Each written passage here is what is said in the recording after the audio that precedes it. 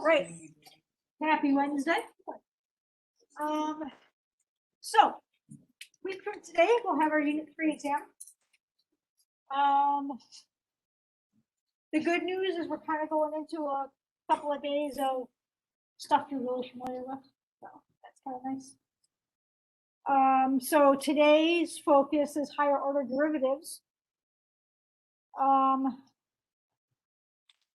What's today, Wednesday?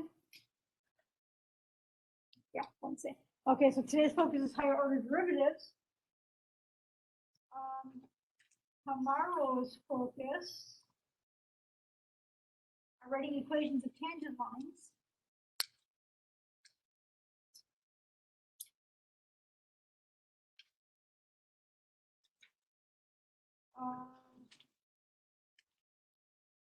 And then I think I actually have like 2 days for review. So you did?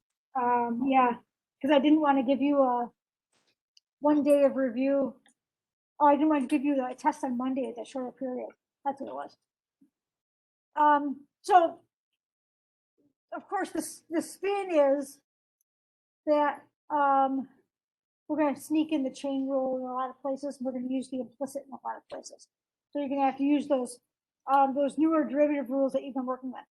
So so you learned the notation for higher order derivatives. They involve, you know, if you have your function notation, they involve putting more primes up there.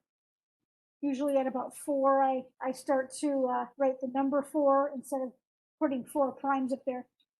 You learned that it just really involves repeating the derivative rules. All right, so you're referencing derivative rules, whether you're looking at a product rule or quotient rule or chain rule or an implicit. You're looking at repeating those rules. You learn the derivatives of functions or expressions, if we're talking about the implicit category. We learned that the derivatives are just other functions, right? If we look at derivative of sine of x is cosine of x, just another function. Implicitly, if we look at the derivative of an implicit expression, it's just another implicit expression.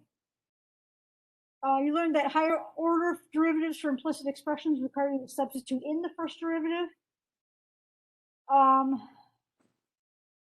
you reviewed the definition of the derivative, that limit notation. We're looking at that limit notation now, not as a limit, but as an indication that you should be taking a derivative of some sort of function. Do you have a question? Yeah. Oh, okay. I don't know if you're doing a walkthrough. This is showing up for all my students. I had emailed you. I just didn't know if you got back to me. Didn't respond to me. Oh, I'm sorry. It's okay. Ooh, for all your students. Okay, let me look at it. Okay. It's okay. They can work on. They have homework for their math class. Okay, I can look at it in about 2 minutes. Okay, thank you. Sorry, I didn't reply to that. Okay, so how do you calculate a higher order derivative? Just derive it again. Yeah, right. Just keep using those derivative rules. There's nothing new. It's just we're using them again.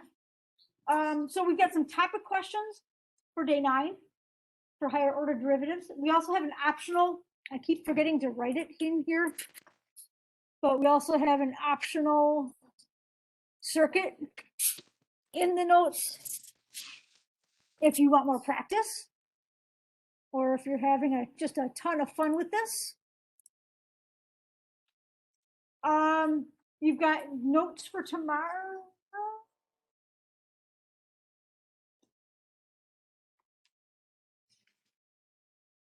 Just peeking. Pretty short. I think it might just be like an example in the circuit or something. Pretty short notes, that, if I recall correctly. And then we've got some con for second derivatives. So we've got a good chunk of time today. We'll have a good chunk of time tomorrow. We should be able to get back into those con, dig through them, get all caught up there, and ditto for the topic questions. Okay, any questions? Oops. All right, then I'm going to let you go and start into that. I'll be around to check the notes in just a second. Um,